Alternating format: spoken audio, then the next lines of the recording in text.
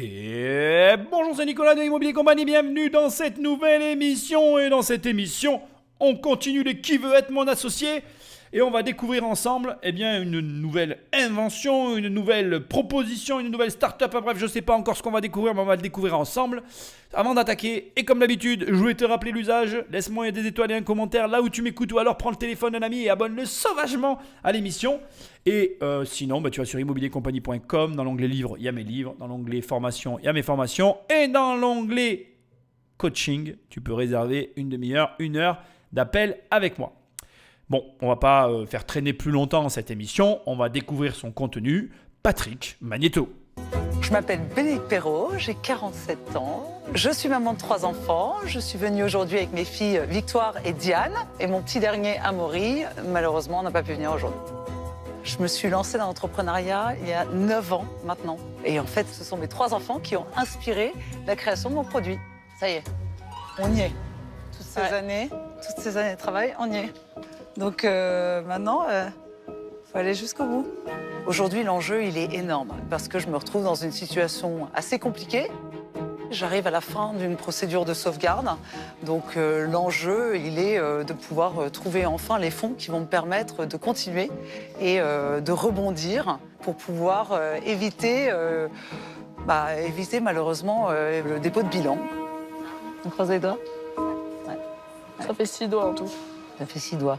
Ouais. J'ai l'impression de jouer le tout pour le tout et de me battre pour sauver ce que j'ai créé et ce sur lequel j'ai travaillé pendant 10 ans. Donc j'ai pas le droit à l'erreur, il faut que j'assure. Je me bats pour moi, parce que c'est mon travail, mon acharnement.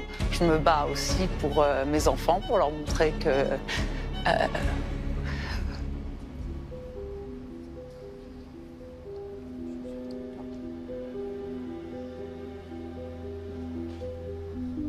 Pardon. Ah. L'objectif, c'est de montrer que tout est possible, mais qu'il faut travailler, mais que parfois, la vie n'est pas juste.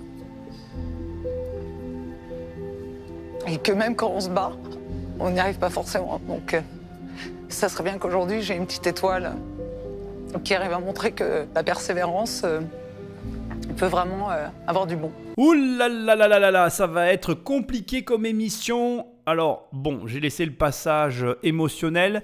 Je suis touché par ça. Je veux pas que tu crois que je suis froid comme le carrelage des WC. C'est pas quand même ma nature. Mais dans les affaires, ça ne se passe pas comme elle vient de le décrire.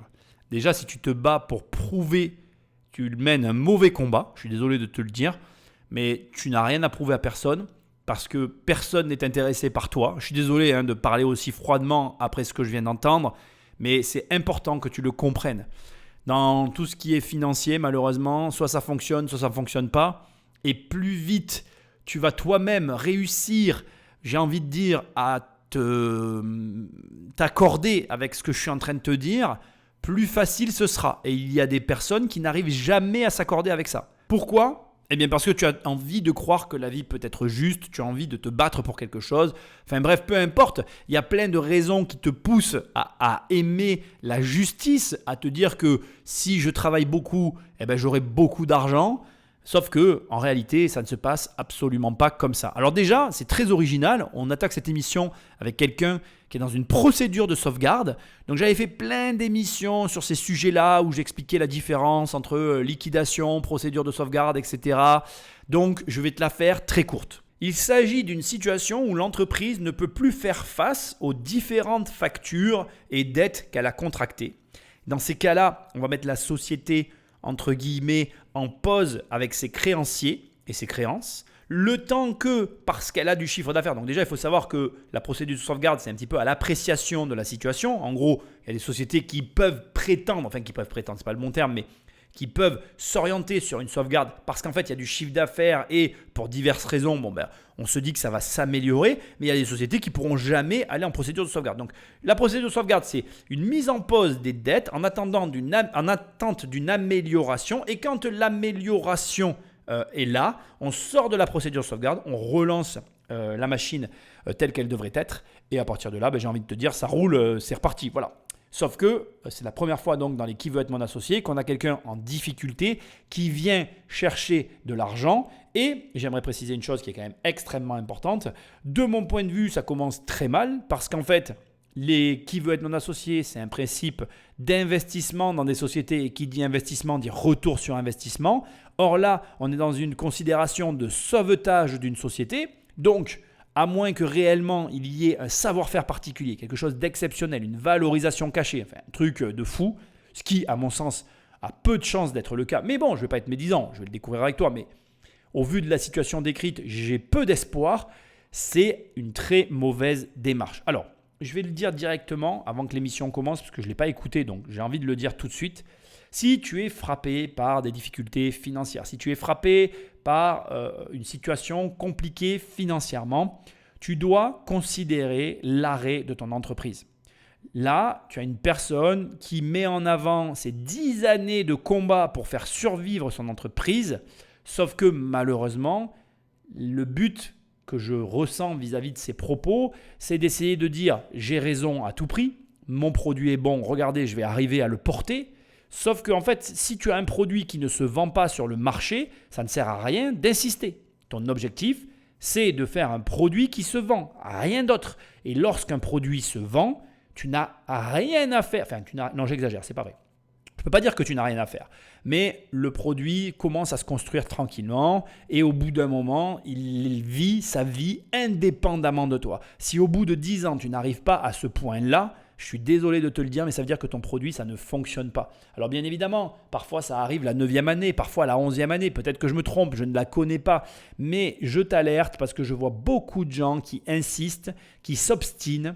Et l'obstination, ça peut être négatif. Voilà. Alors, je suis mal placé parce que je suis toujours le premier à te dire tu ne dois pas lâcher, tu ne dois pas abandonner. Je continue de le penser et je continue de dire qu'effectivement, c'est un fait. Il ne faut pas abandonner au premier obstacle. Mais là, au bout de 10 ans, on va voir le produit, on va l'apprécier ensemble. Mais j'ai des doutes. J'ai des doutes parce que je vois bien qu'elle est à fleur de peau et je vois bien que c'est un peu sa dernière chance.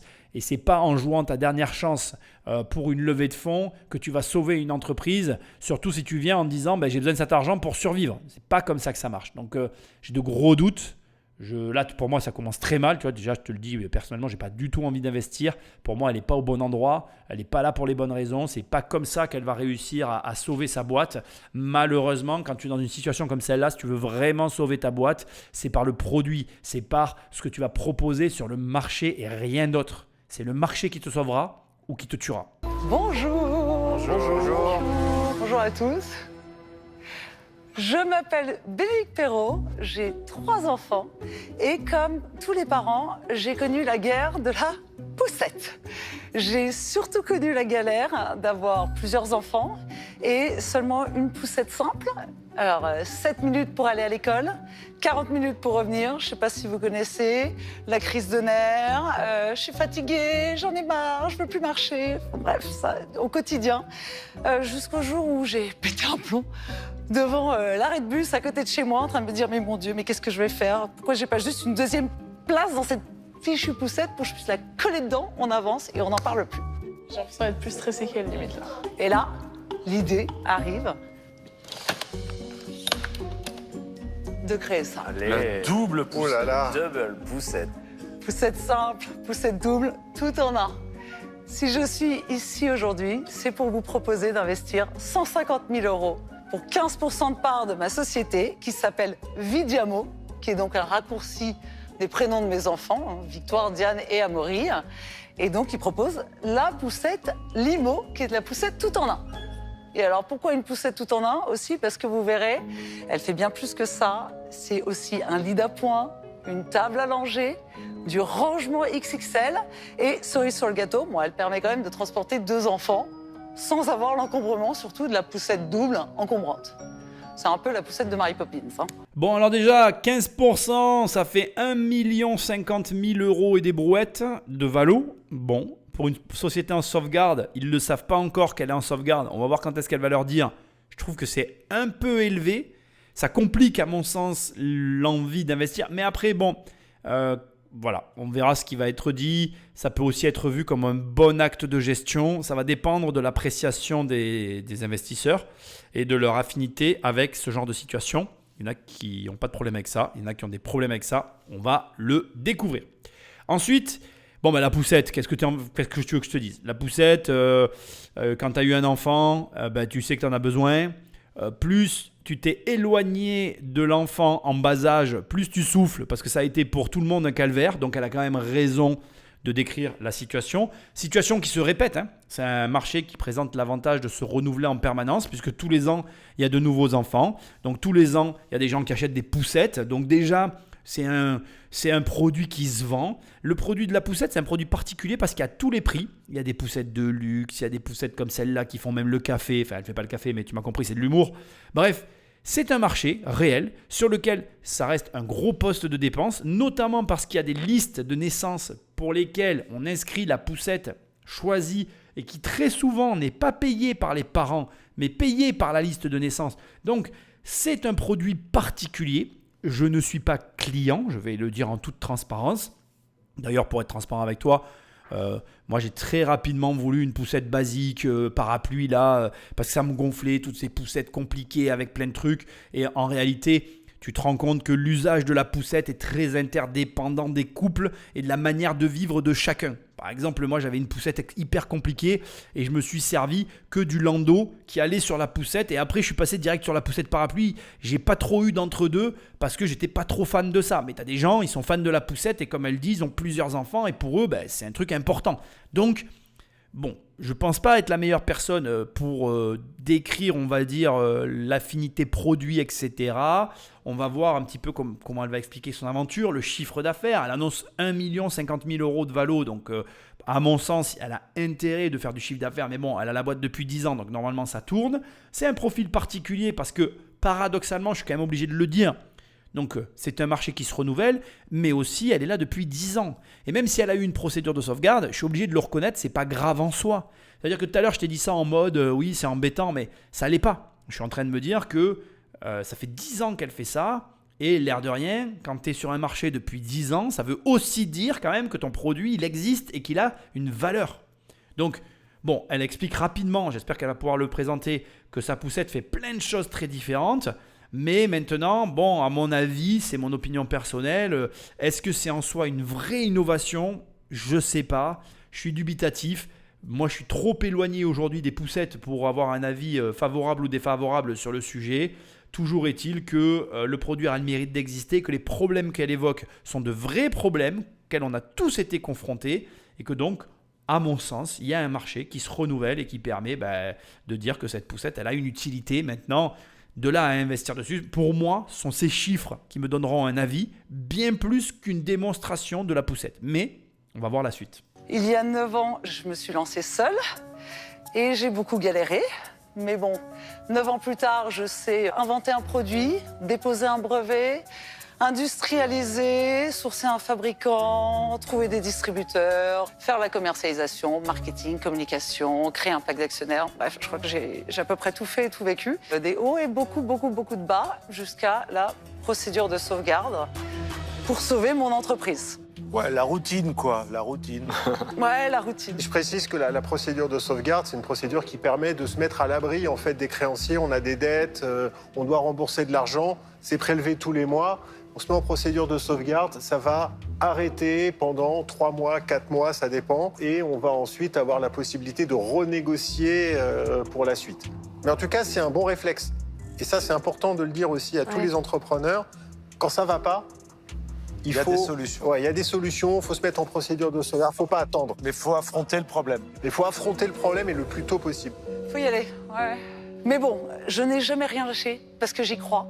Et j'y crois tellement que malgré toutes ces différentes épreuves, j'ai réalisé un chiffre d'affaires de 400 000 € et je me suis retrouvée après avec le petit souci de ne plus avoir de stock. Et comme vous le savez, le nerf de la guerre, c'est le stock et l'argent. Et donc quand on n'a plus de stock, on ne peut plus générer le chiffre d'affaires. Et donc c'est la descente. Donc là, je viens de passer quelques mois à essayer de trouver des solutions jusqu'à, en début d'année, me lancer sur les réseaux sociaux. J'ai créé un compte TikTok pour présenter ma poussette, voir ce que ça donne.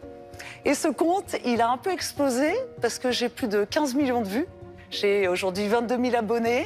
J'ai des demandes qui arrivent du monde entier. Et malheureusement, je n'avais toujours pas de stock pour pouvoir répondre à ces demandes. Donc, malgré le fait que je n'avais pas l'argent pour pouvoir commander, j'ai utilisé cette forte demande pour pouvoir négocier des conditions un peu spéciales avec mon fabricant. Et donc là, j'ai un container qui va arriver, qui va être dispatché entre la France pour l'Europe et les États-Unis, où il y a une très très grosse demande. Et j'espère que ça va pouvoir bien repartir à partir de là. Je suis une maman avant tout. Je connais les besoins des parents, je connais le marché sur le bout des doigts, mais surtout, je suis convaincue que la limo peut cartonner dans le monde entier. Et donc aujourd'hui, j'espère que vous aurez envie de me suivre dans cette assez incroyable aventure. Bon, alors, j'ai fait quelques petites recherches sur, comment on appelle, TikTok. Effectivement, elle a 48 500 abonnés aujourd'hui sur TikTok. Donc, ce qui est, somme toute, honorable. Hein. Ce n'est pas tout le monde qui arrive à se construire un compte comme celui-là, c'est certain. Elle a raison de noter qu'aujourd'hui, certaines de ses vidéos font des vues. Et elle a montré aussi, au travers de son histoire, qu'elle a eu des problèmes, mais elle a su aller quand même sur les réseaux sociaux malgré ses problèmes et continuer d'essayer de vendre ses poussettes, ce qui, je dois le reconnaître, est tout à son honneur. Alors je voudrais quand même le préciser, aussi surprenant soit-il, mais je trouve que le nom de sa marque n'est pas optimal. Voilà, je vais dire ça comme ça. Moi en tout cas, je trouve pas que ce soit optimal comme nom de marque, mais bon, après voilà. Elle a un compte aujourd'hui, au moment où je parle, de 21 000 followers sur Instagram, ce qui pour moi là est plus impressionnant parce que je trouve que, en tout cas c'est mon opinion, les followers Instagram, à mon sens, ont, je dirais, plus de valeur que les followers TikTok. TikTok, je n'ai pas honte de le dire, je trouve que c'est très relatif comme réseau, sans le dénigrer non plus. Hein. Je n'irai pas jusque-là, mais je dirais que malgré tout, c'est pas un réseau aussi puissant que Instagram ou que YouTube. Et pour YouTube, elle a 93 abonnés, donc tu vois bien l'écart finalement de visibilité entre les trois plateformes. Et quand tu regardes les vues de ses shorts sur YouTube par rapport aux vues de ses shorts sur TikTok ou sur Instagram, il y a un énorme écart et en fait finalement ça va en décroissance, mais cette décroissance elle est le reflet de la décroissance de valeur d'abonnés. Je vais te le dire autrement, comme ça tu vas comprendre. Les abonnés TikTok ont moins de valeur que les abonnés Instagram, qui ont moins de valeur que les abonnés YouTube. Voilà, donc pour moi aujourd'hui c'est cohérent dans le sens où elle a quand même une histoire cohérente. J'adhère pas au nom de la marque, mais en tout cas on ne peut pas lui enlever qu'elle fait ce qu'il faut pour vendre ses produits. Elle a été transparente et directe. J'apprécie le personnage, j'apprécie le positionnement et la clarté qu'elle peut avoir. Le produit, comme je te l'ai dit, je ne vais pas revenir dessus. Elle a effectivement acquis pas mal d'expérience avec les années, mais ça aussi, j'ai envie de dire, c'est un petit peu le lot de tous les entrepreneurs. Donc pour moi, je ne suis pas bluffé de la situation, mais je n'irai pas sur un produit comme celui-là pour la simple et bonne raison que tu l'as compris, j'ai pas d'affinité. Je pense qu'elle a un gros marché. Je pense qu'elle a raison de souligner qu'elle peut s'exporter à l'international. Elle joue son rôle. Il est possible qu'elle trouve des investisseurs sur un produit comme celui-ci, mais je pense qu'elle a plus besoin d'ambassadeurs et de personnes qui vont l'accompagner dans sa gestion, parce qu'il y a un élément quand même qui me déstabilise un peu, c'est qu'elle a souligné avoir un problème de stock, à savoir qu'elle se retrouve sans stock et donc sans argent pour faire face à ses créances, mais elle a bien écoulé son stock. Donc je suis quand même dubitatif et surpris qu'elle ait vendu autant de produits, parce qu'elle a dû, pour faire 400 000 euros, elle en a vendu des poussettes, mais en même temps, comment se fait-il qu'elle n'ait pas pu honorer l'ensemble de ses commandes? Donc je suis forcément allé sur son site de vente en ligne. Alors déjà, pour te donner le tarif, la poussette est à vendre à 750 €, ce qui est un prix assez élevé pour une poussette, mais il y a des prix plus élevés, je veux que tu l'entendes. Ensuite, elle propose bien évidemment des pièces détachées, des accessoires, un couffin. Donc pour moi, le site est quand même assez clair, assez simple. Bon voilà, à mon avis, elle doit faire des ventes en ligne avec son site. En tout cas, le site a le mérite d'exister. Moi, je trouve que c'est somme toute très bien fait. Tu vois, là, en même temps que je te parle, je suis en train de naviguer pour voir un petit peu tous ces éléments et c'est malin. Tu vois, je t'avais dit tout à l'heure qu'elle avait aussi besoin d'ambassadeurs. Je n'étais pas allé sur le site avant. Elle propose à des ambassadeurs de rejoindre sa marque pour l'aider à vendre sa poussette Limo, comme elle l'appelle. Donc la marque c'est Vidiamo et la poussette s'appelle Limo. Elle a fait des tutos YouTube pour apprendre en ligne à s'en servir. Et voilà, je trouve que c'est pas trop mal fait au global. On est sur quelque chose, moi je trouve, d'assez cohérent. Elle a fait un blog pour référencer son site et avoir des articles. Tout est bien pensé, c'est assez malin, c'est fait. Moi, je trouve que 400 000 euros, c'est honorable. Ça veut dire que sur une année, quand elle a fait 400 000 euros de chiffre d'affaires, elle a vendu à peu près, c'est un chiffre à peu près, une 500aine de poussettes, ce qui est quand même assez impressionnant de mon point de vue. Je pense que comme elle cherche des ambassadeurs, elle a compris que le mécanisme des réseaux sociaux était un énorme accélérateur à la vente de ses produits, donc c'est pour ça qu'elle cherche des ambassadeurs. Elle a très bien fait d'ailleurs d'agir de la sorte. Le seul détail que j'arrive pas bien à comprendre et que je maintiens, c'est comment on se retrouve en difficulté avec ce volume de vente. Alors il y a peut-être une explication que je vais te donner maintenant tout de suite, qui est qu'au fur et à mesure que tu vends, tu vas aller chercher de la rentabilité en allant chercher des producteurs, enfin des industriels qui vont te permettre d'optimiser tes coûts et tes marges. Et peut-être qu'elle se retrouve à un instant de son entreprise où elle doit commander une quantité supérieure de poussettes pour augmenter ses marges et elle n'a pas les fonds pour passer le cap et du coup, elle reste sur une limite de rentabilité qui n'est pas assez intéressante pour maintenir sa boîte. Alors, je vais te le dire autrement parce que tu comprennes.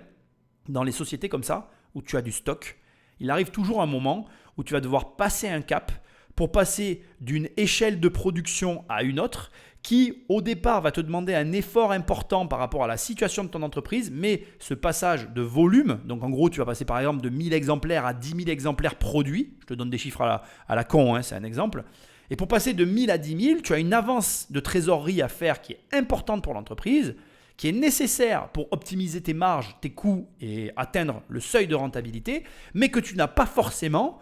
Et ça pourrait expliquer la raison pour laquelle elle est coincée. Et si c'est ça, c'est tout à fait normal. Maintenant, si tu as une entreprise saine, alors c'est compliqué de financer un stock, mais ça peut quand même se faire. Ou après, tu peux essayer, comme elle l'a fait, de négocier, de trouver des moyens, d'amorcer la production pour arriver à faire la bascule. Après, je ne vais pas te cacher que c'est jamais facile pour personne. C'est ça l'entrepreneuriat. C'est être capable aussi de trouver des solutions. En tout cas, ce qu'il y a de sûr, c'est que je trouve qu'elle a créé quelque chose d'intéressant et que, à mon sens, il y a des incohérences, notamment sur le pourquoi du comment. Elle se retrouve à avoir du mal à alimenter son stock, mais au demeurant, la poussette reste, à mon sens, un produit intéressant. C'est quoi ça? C'est un papa dans la rue. C'est la vôtre? C'est ma poussette, oui. Ah ouais, Il a d'accord. mis la trottinette et puis les 2 enfants en allant à la crèche. Le point important pour moi, c'est d'avoir une poussette simple, avant tout, et qu'on ne voit pas qu'elle puisse être double. Et surtout, avoir la facilité de pouvoir à tout moment repasser en simple, avoir le siège auto qui puisse se clipser dessus. Et j'ai aussi inventé quelques petits accessoires qui viennent du monde vécu. Donc j'ai créé l'accroche trottinette. Vous avez juste à le clipser, hop, et on y va. Et tu peux mettre une 3e place avec le siège bébé, c'est ça ou non? Si vraiment il t'arrive un malheur et que tu as 3 enfants, tu vois, si... Ah bah 3 enfants, j'ai beaucoup de parents qui se servent de cet espace ici et qui mettent 2 enfants là. Faut stocker, ouais. Ça peut servir de lit, de mettre un enfant complètement allongé, de l'utiliser comme une table allongée quand on a besoin de changer la couche. Enfin, le strapontin il permet aussi d'ailleurs de mettre par exemple des courses. Quand vous êtes avec un seul enfant et que vous avez besoin d'aller faire des courses, j'ai inventé un cabas qui vient se glisser ici. Et hop, J'y retrouve tout. là vous pouvez mettre jusqu'à 18 kilos de course. Et puis après, quand vous rentrez chez vous, il suffit juste de tirer. C'est la poussette tout terrain. Et on peut même s'en servir quand on n'a pas d'enfant ou quoi? Ouais, j'ai envie d'en acheter une. Ah, là. tu dis ça, c'est cool. J'en veux une. Voilà, Je peux aller toucher un peu? bien sûr, je vous en prie. Tu vas pas t'asseoir dedans, Eric? Non, non, mais je vais vérifier s'il y a des gestes qu'on fait tout le temps. Allez-y. Ah oui, c'est vrai que toi, t'as des Tu sais, enfants. quand tu prends ça. Et donc là, c'est un système d'accroche avec ça. Là, c'est un système D'accord. d'accroche On simple. n'est pas parce que- sur un système de clips. Non, alors le clip, c'est au Ça, niveau c'est du pour, siège auto. ouais. Ça, c'est quand vous passez de la voiture Ouais. à votre poussette. Et pourquoi pas avoir clippé ici? Sachant que tout est calculé au millimètre près. En fait, le Ouais. couffin a une certaine longueur. Alors, c'est qu'il doit bouger. Voilà. Ok, j'ai compris. Pour des grands gabarits. Non, bah oui, non, mais Parce que les papas qui poussent souvent se plaignent Ça va. que les poussettes sont trop basses. Non, c'est bien, Là, la effectivement. limo a l'avantage d'être à une bonne hauteur. Et le frein, très bien. Ouais, ça m'étonnait qu'elle ait oublié le frein quand même. Non mais super, c'est solide. Il y a même un panier en dessous pour mettre Il y a un panier qui s'étend avec la poussette. Ou un enfant supplémentaire roulé en boule. C'est vrai que c'est ingénieux, je ne vais pas dire le contraire. Quand je vois ce qu'elle a fait, elle a amélioré un produit existant, elle a réadapté à une utilisation et à un problème qu'elle a vécu. Et le fait de voir Eric qui va essayer et qu'elle répond finalement même à des besoins auxquels on ne s'attend pas, comme notamment la hauteur vis-à-vis des hommes, je trouve que c'est très intéressant. Et ça te montre, et c'est quand même, je vais le reconnaître, ça te montre que finalement parfois on va chercher aussi très loin des idées. Oh, je vais peut-être le dire autrement. On attend après des idées, on se complique la vie, on se dit qu'il va falloir trouver l'idée du siècle pour réussir à lancer une boîte. Elle a quand même fait 400 000 € de chiffre d'affaires en améliorant de l'existant et en répondant, non, en solutionnant, c'est plutôt ça le terme, en solutionnant des vrais problèmes auxquels tout le monde a été confronté. Ça m'a rappelé des souvenirs quand je l'ai vu appuyer sur le frein, aller vérifier, tester la solidité.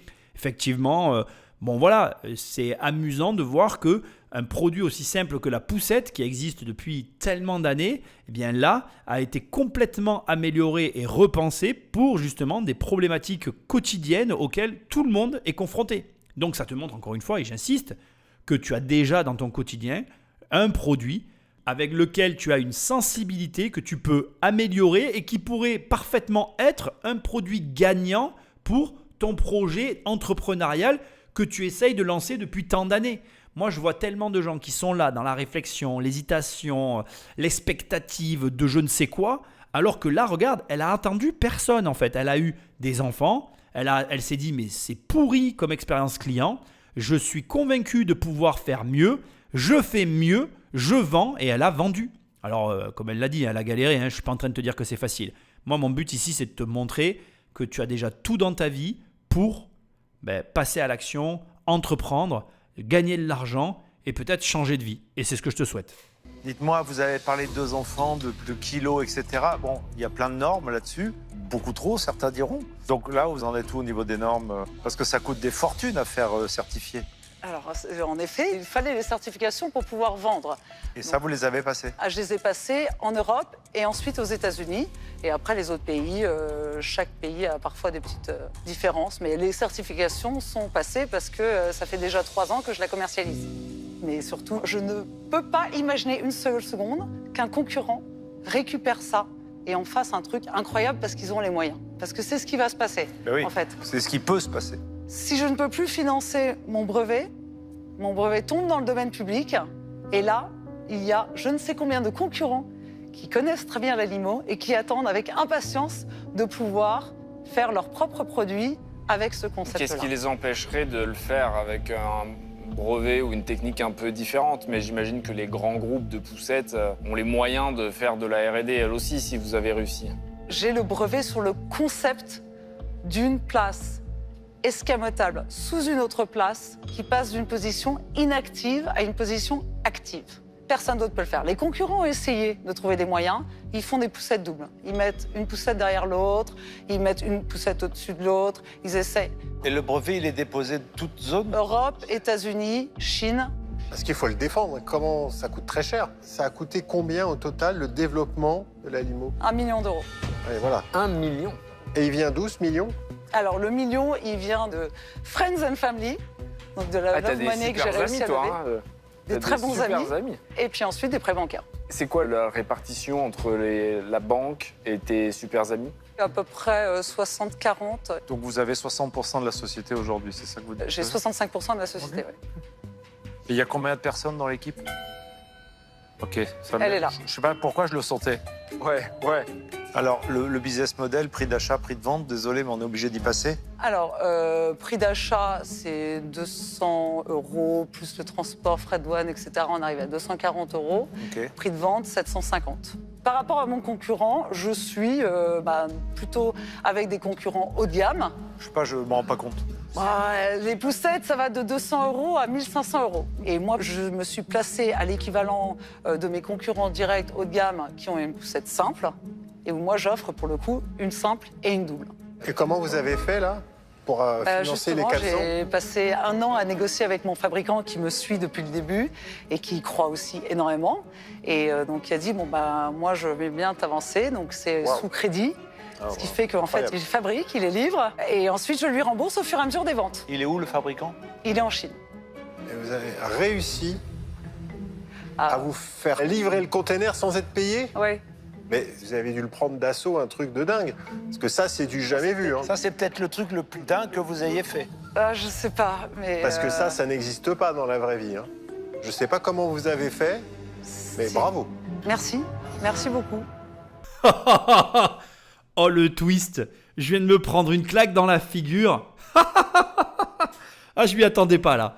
Là j'ai mal. Je sais pas si tu sens, mais toi avec moi, hein, t'as la petite dent qui vient de tomber là. Tu l'as pas vu venir l'uppercut. T'as failli prendre un tapis, mais moi aussi. Waouh. Donc déjà, qu'est-ce que je t'ai dit au départ? Tu vois, je t'ai dit, il faudrait vraiment qu'il y ait un truc exceptionnel à l'intérieur pour que tu y ailles, quoi. Bah là, elle vient de le dire, quoi. 1 million d'euros de développement, je ne l'ai pas vu venir. Financé, moitié bancaire, moitié ami. Comme ils ont dit, tu as des super amis, ma grande Bénédicte, franchement, bravo. Et derrière, comme tu es à sec, tu es allé chercher le container et tu t'es démerdé de te faire livrer le container sans argent. Mais là, quand je te dis que tu t'es pris un uppercut dans la figure, que tu es à un doigt du chaos, quand je t'entends me dire « J'ai pas l'argent, Nicolas, j'ai pas l'argent pour faire mon projet ». Mais elle avait l'argent. Elle n'avait pas une thune. Elle a toujours pas une thune. Elle arrive à faire avancer sa machine alors qu'elle n'a pas une thune. Donc là, c'est très simple en fait. Il vient de se passer quelque chose et tu switches tout de suite. Là, tu te dis quoi? Tu te dis, mais attends, mais en fait, j'investis pas dans l'entreprise. J'investis dans la fille. Là, la nana que j'ai devant moi, c'est une tueuse. Ça veut dire que demain, c'est la guerre. Il faut aller en rampant en Chine chercher mes poussettes. Elle y sera. Elle sera peut-être même déjà arrivée avant même que je l'ai appelée pour lui dire, elles sont où mes poussettes? T'inquiète, j'y suis déjà, elle me dira. Non, là, c'est impressionnant.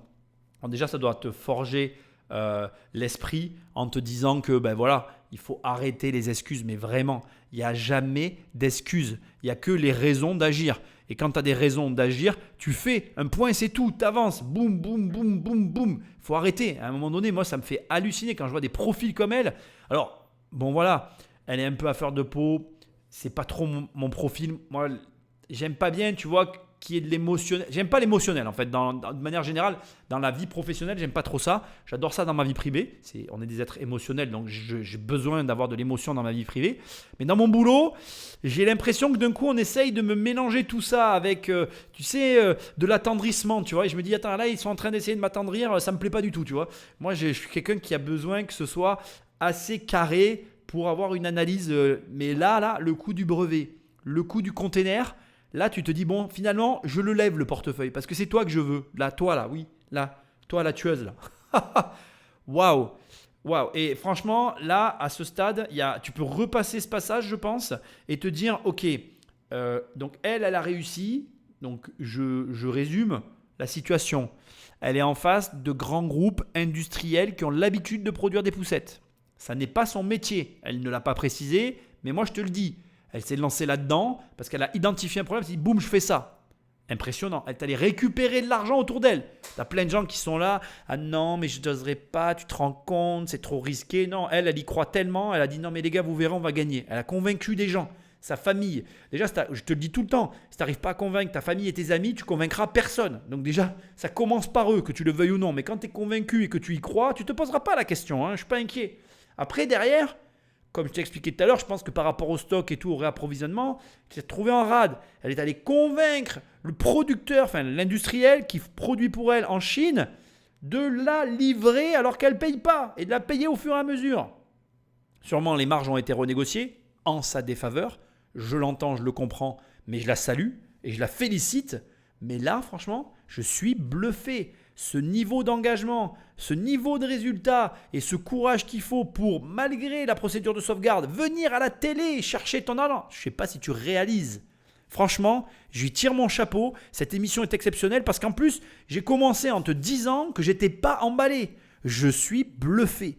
Vraiment, je t'assure que si tu dois t'inspirer d'un comportement pour créer ta boîte, c'est de celui-là. Donc qu'est-ce que vous allez faire avec les 150 000 euros alors ? Là, les 150 000 euros me permettent d'avoir le fonctionnement du container qui va arriver et de faire aussi un peu de marketing et de communication. J'ai déjà des commandes de distributeurs au Kazakhstan, en Israël et je suis en négociation avec l'Australie aussi. Donc l'objectif l'année prochaine, c'est de continuer à vendre en direct en France et sur l'Europe, mais surtout de développer beaucoup d'autres pays. Et là, après l'émission, vous allez avoir plein de commandes, donc il va falloir qu'il y ait un stock, quoi. Donc on se mord la queue, quoi. C'est-à-dire que si vous ne levez pas d'argent là, vous n'allez pas y arriver, quoi. Oui, mais je suis entièrement d'accord avec vous. C'est un gros challenge pour vous, quoi. C'était légitime de demander ce qu'elle allait faire avec l'argent et j'attendais cette question. Donc bien évidemment, le stock pour partie, le marketing pour l'autre.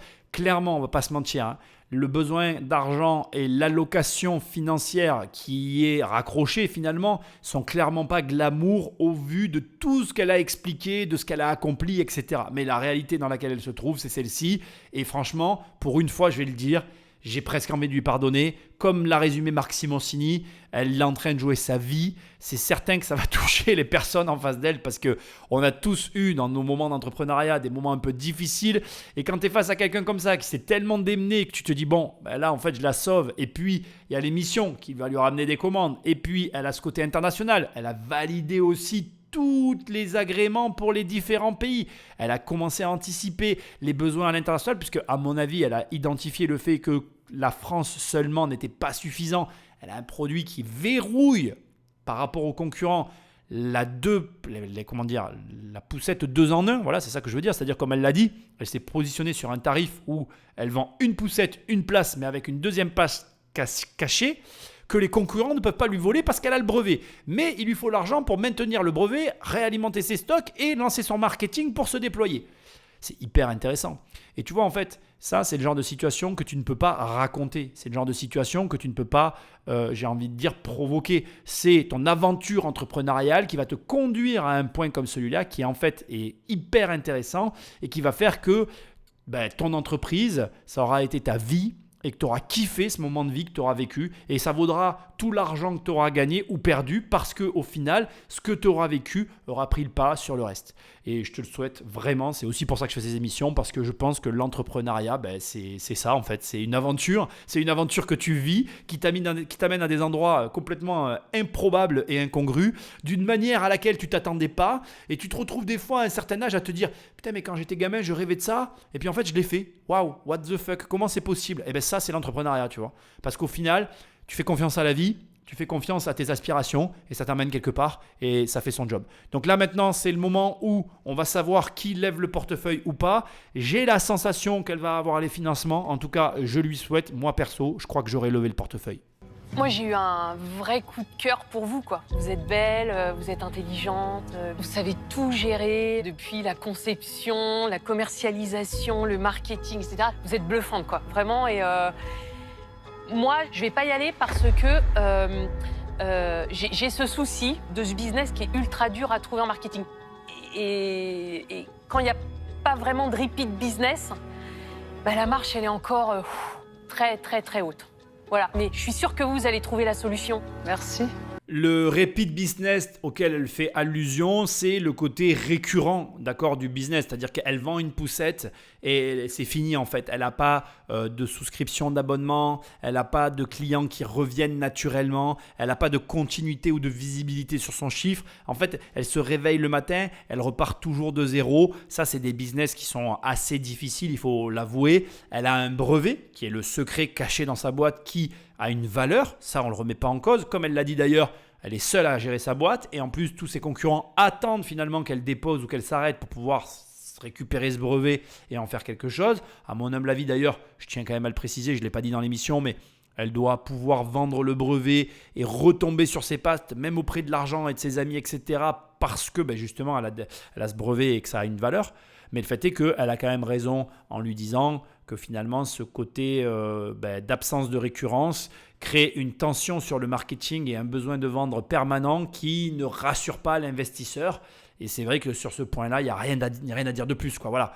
Donc ça, c'est des éléments quand tu crées ta boîte auxquels tu dois être attentif. C'est pas parce que tu es dans un domaine où il n'y a pas de répétabilité sur les ventes que tu ne peux pas t'orienter sur des produits associés qui créent la récurrence. Tu vois, par exemple, je te montre une idée toute simple. Elle aurait peut-être pu, comme elle est dans l'enfant, Tu vois, ajouter des produits permanents. Je vais te donner un exemple à la con, on est d'accord, mais comme les couches, tu vois. Mettre sur son site de la vente de couches, parce qu'à commander une poussette sur son site, on commande des couches.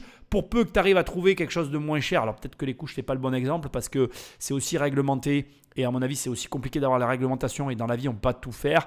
Mais l'idée, c'est d'aller chercher un produit associé qui crée de la récurrence, même si dans ton métier, tu n'as pas de récurrence. Voilà, tu as compris l'exemple. Bon, il était maladroit, mais j'essaye de te montrer que dans tous les domaines, tu peux quand même aller chercher de la récurrence, le rajouter à ton service, pour justement un petit peu venir atténuer cette problématique, surtout si tu veux lever de fonds, parce que rappelle-toi toujours qu'un investisseur veut un retour sur investissement. Franchement, vous m'avez bluffé. Énorme respect. Merci. Moi, j'aurais pas été capable de faire tout ce que vous avez fait. Je vous trouve vraiment solaire. Mais c'est vrai que c'est un business où je vois pas comment je peux vous aider, pour être honnête. Mais ça m'a l'air en plus compliqué pour déployer tout ça. J'ai l'impression qu'il va falloir beaucoup de cash pour déployer à l'international. Je vais passer, mais franchement, respect, et j'espère que vous allez continuer parce que je suis sûr qu'il y a des millions de mamans qui ont besoin de cette limo. Merci beaucoup. De mon côté, j'ai 35 ans, pas marié. On va dire que ce projet est l'incarnation de mes plus grandes angoisses.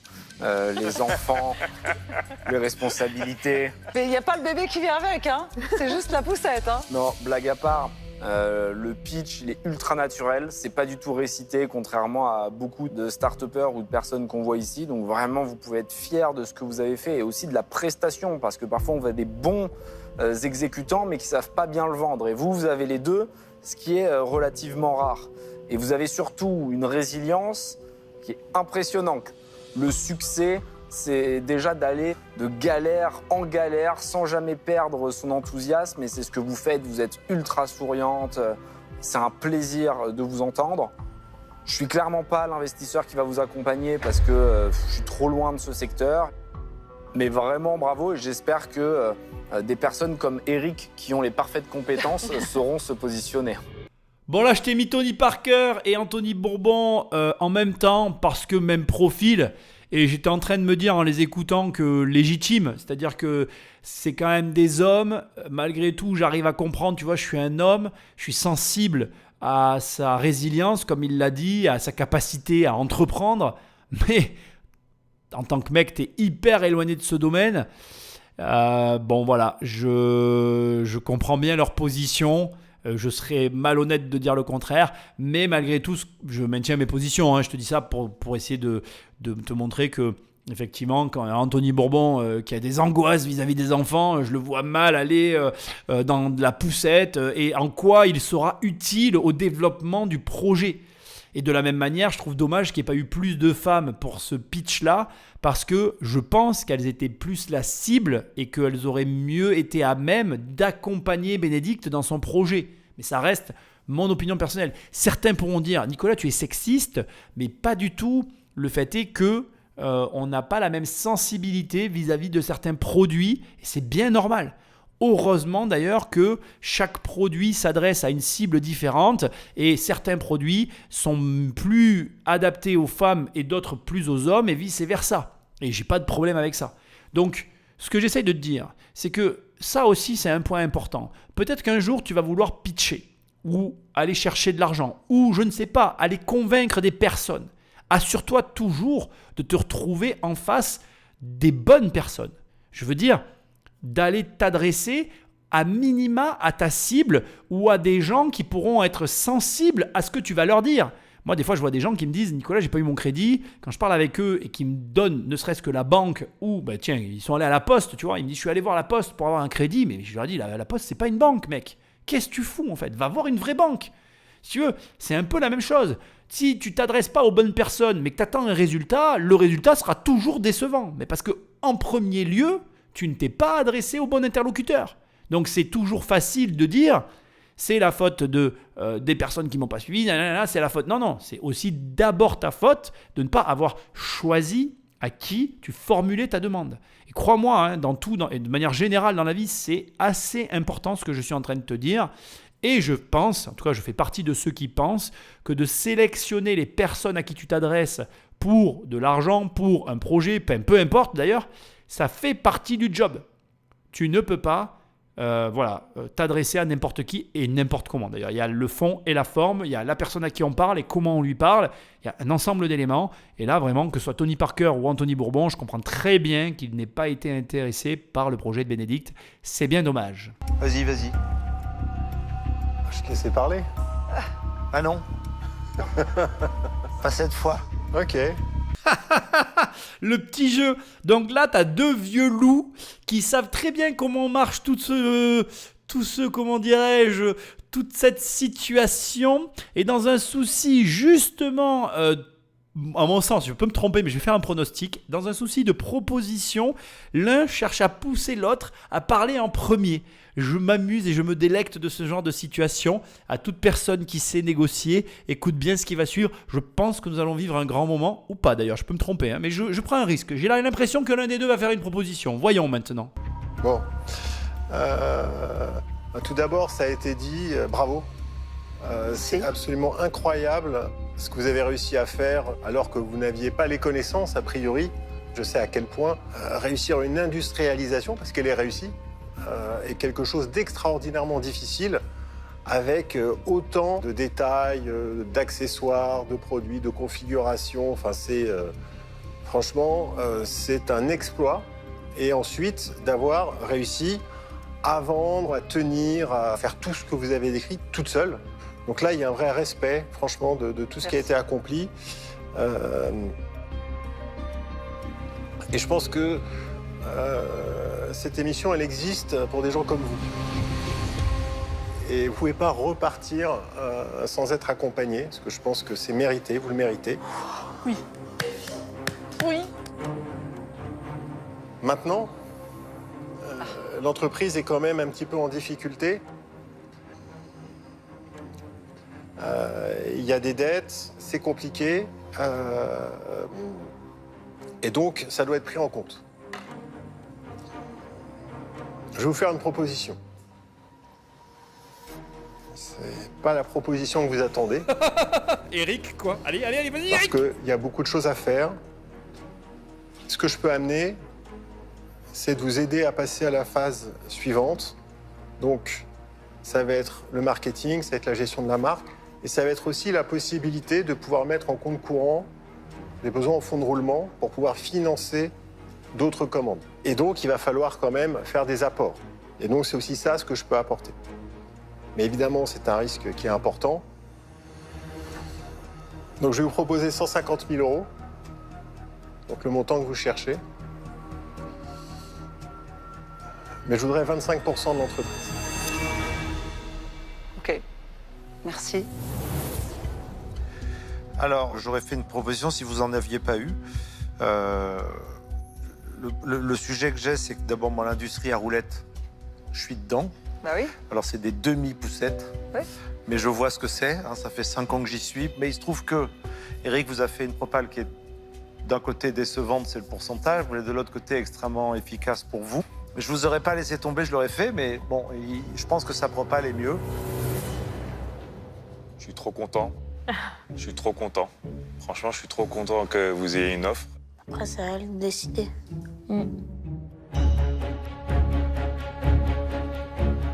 Je suis venue ici aujourd'hui pour présenter ce produit et espérer avoir quelqu'un qui m'accompagne dans l'aventure parce qu'il y a de l'argent, mais il y a aussi l'accompagnement. Et je préfère avoir un petit peu moins de quelque chose qui va beaucoup grossir. Voilà. Voilà. Enfin, quelqu'un de Enfin, raisonnable. quelqu'un qui l'a. Exactement.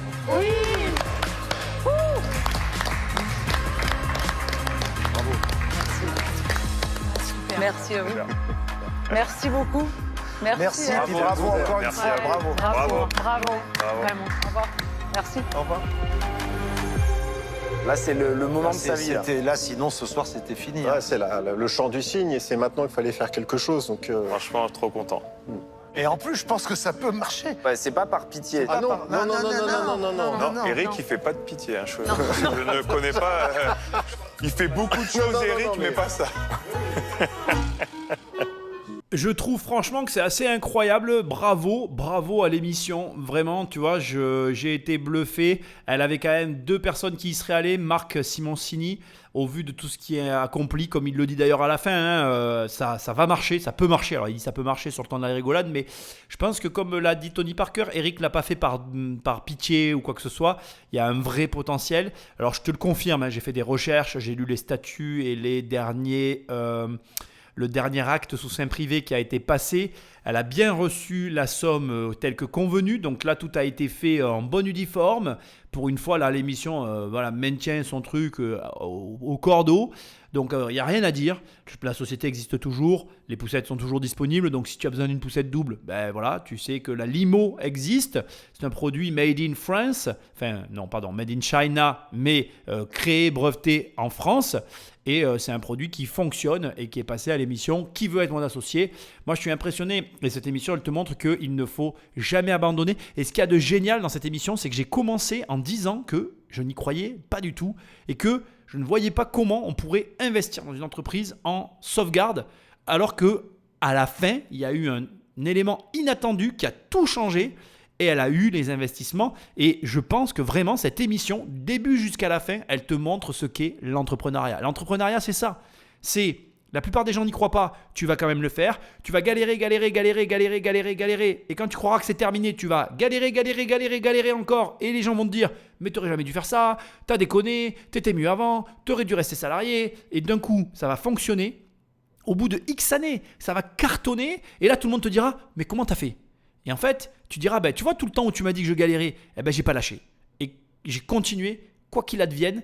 Et au bout du compte, j'ai vu la lumière. Et c'est hyper dur. Ne crois pas que c'est aussi simple que ça. Ce n'est pas qu'une question de résilience, de capacité à tenir le cap. Il y a tout un tas de paramètres qui rentrent en ligne de compte qui sont difficiles à gérer tout au long de ta vie d'entrepreneur. Mais la réalité, c'est que tu ne peux pas abandonner, surtout si tu y crois, surtout si ça t'habite et surtout si au final ce projet te tient à cœur. Si tu le fais pour des bonnes raisons comme elle, c'était son cas. Et en plus, comme tu l'as vu, il n'y a rien qui l'a arrêté. Elle a fait des trucs au-delà du réel, déposer des brevets, passer les autorisations, les agréments pour avoir les autorisations pour commercialiser en Chine, aux États-Unis, en Australie, en France. Je veux dire, c'est impressionnant et moi, j'ai toujours cru à ça. C'est vraiment, cette émission, elle cristallise ma croyance profonde. C'est que quand tu es face à une énorme masse de travail, tu ne peux pas le nier en fait. Quand tu as des gens qui ont tellement bossé que le travail ressort de ce qu'ils ont créé, qu'en fait, ça ne peut que fonctionner. Et je crois que toute personne qui travaille au-delà du raisonnable, elle obtient toujours des résultats à l'échelle de l'engagement qu'elle a fourni dans le domaine qu'elle a choisi. Donc pour moi, tu peux écouter, réécouter, passer du temps sur cette émission, la poncer, la polir, repasser les passages pour t'imprégner de son état d'esprit. Tu as dans tes oreilles, devant tes yeux, je ne sais pas comment il faut dire, la personnalisation de ce qu'est un entrepreneur à mon sens. Il se trouve que c'est Bénédicte et moi je la félicite à la fois d'avoir levé des fonds, parce que ça, il faut quand même la féliciter là-dessus, mais aussi d'avoir fait tout ce parcours toute seule. Parce que franchement, c'est impressionnant. La plupart des gens, ils n'en ont pas fait le quart du 10e de la moitié. Je te laisse avec un dernier petit passage parce que je trouvais ça tellement bien qu'il faut encore en remettre une couche. J'y croyais mais quasiment plus. À la fin, j'avais peur, mais quel soulagement, quelle joie. Je ne sais même pas comment l'exprimer tellement il y a plein de choses qui se passent là. Je suis plus seule. Le sauvetage est réussi, mais il n'est pas encore terminé parce qu'il y a encore beaucoup de choses à faire. C'est le démarrage en fait. Les premières années n'ont été un peu qu'un essai. Là, ça y est, enfin, les choses vont démarrer. Ce soir, Bénédicte a été chercher sa bonne étoile. Elle a raison quand elle dit que ça n'est que le début. Ça n'est que le début d'une aventure qui commence à nouveau avec un partenaire qui va l'accompagner dans l'industrialisation. Il faut que tu entendes qu'une entreprise, elle peut te dépasser, elle peut vivre bien plus longtemps que toi et c'est ce que je te souhaite. Ce qu'il y a d'excellent chez Bénédicte, c'est qu'elle en a conscience, qu'elle est prête encore à se relever les manches malgré tout ce qu'elle a vécu. Je ne crois pas qu'elle ait vécu des choses faciles et je crois que peu de gens sont capables d'accepter tout ce qu'elle a traversé. Et la morale de cette émission, si je puisse me permettre, c'est qu'au final, il n'y a jamais de moments difficiles dans la vie. Il n'y a que des moments où tu choisis d'abandonner ou pas. Et rappelle-toi de ça, ce n'est pas le problème que tu abandonnes ou pas. Le problème, c'est est-ce que tu es prêt à aller jusqu'au bout pour voir le résultat que tu convoites au départ. Sachant que la difficulté, et je veux quand même le rappeler, c'est qu'il y a des moments, il ne faut pas s'obstiner en fait. Et c'est ça qui est dur. Il faut être déterminé à atteindre ses objectifs, mais il ne faut pas s'obstiner dans une voie qui est malheureusement sans issue. Et je pense que toute la difficulté est là. Elle aurait pu se perdre, elle a trouvé la sortie, bravo à elle, mais il faut faire attention de ne pas se perdre. Like, partage, va sur immobiliercompagnie.com. Dans l'onglet livres, il y a mes livres. Dans l'onglet formation, il y a mes formations. Sinon, tu vas sur Amazon, tu tapes riche, tu as mon livre qui apparaît, Devenir riche sans argent, ou crise financière, tu as mon autre livre qui apparaît. Et moi, je te dis à très bientôt dans une prochaine émission. Salut!